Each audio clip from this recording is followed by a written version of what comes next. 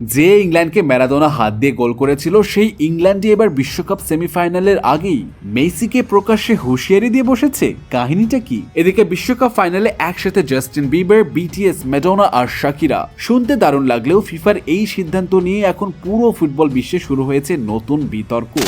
তো ফিফা এবার প্রথমবারের মতো ওয়ার্ল্ড কাপ ফাইনালে হাফ টাইমেই সুপার বোলের মতো বিশাল কনসার্ট করার পরিকল্পনা করছে, যা নিয়ে এখন একদল বলছে এত বড় গ্লোবাল সুপারস্টারদের এক মঞ্চে দেখাটা হবে একটা ইতিহাস। কিন্তু অন্যদিকে অনেক ফুটবল প্রেমীদের প্রশ্ন, এইটা কি ওয়ার্ল্ড কাপ ফাইনাল নাকি সুপার বোল কনসার্ট? কারণ শোটা হবে ম্যাচের মাঝের 15 মিনিটের হাফ টাইমেই। কিন্তু এত বড় বিশাল আয়োজন করতে গেলে তো সেই বিরতি অনেকটাই বাড়াতে হবে, আর এইটাই এখন সবচেয়ে বড় বিতর্ক। কারণ অনেকের মতে এত বড় হাফ টাইম শো খেলোয়াড়দের রিদম নষ্ট করে দিতে পারে। তাই এখন সবচেয়ে বড় প্রশ্ন, বিশ্বকাপ কি তার ঐতিহ্য ধরে রাখবে নাকি ধীরে ধীরে সুপার বোলের এন্টারটেনমেন্ট শো হয়ে যাবে?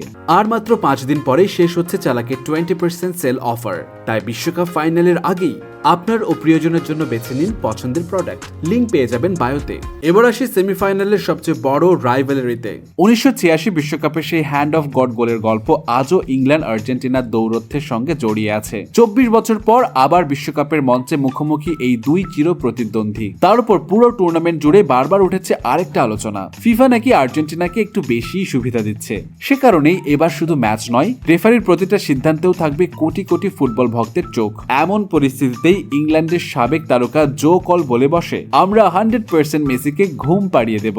পাশে বসা মিকা রিচার্ড অবশ্য হেসেই তাকে থামানোর চেষ্টা করেন। তার মতে ম্যাচের আগে এমন কথা বলাটা ঝুঁকিপূর্ণ, কারণ মেসি যদি একবার জ্বলে ওঠে তাহলে এই মন্তব্যই উল্টো বুমেরাং হতে পারে। কিন্তু জো কল একটুও পিছিয়ে যায়নি, বরং সোজা ঘোষণা দিয়ে দেন, ইংল্যান্ড এবার ফাইনালে যাবে। আমাদের দলে আর্জেন্টিনাকে হারানোর মতো যথেষ্ট গতি আর অ্যাটাকিং পাওয়ার আছে। এখন দেখার বিষয় শেষ হাসিটা জো কলের আত্মবিশ্বাস হাসবে নাকি আবারও নিজের পা দিয়ে সব জবাব দেবে লিওনেল মেসি।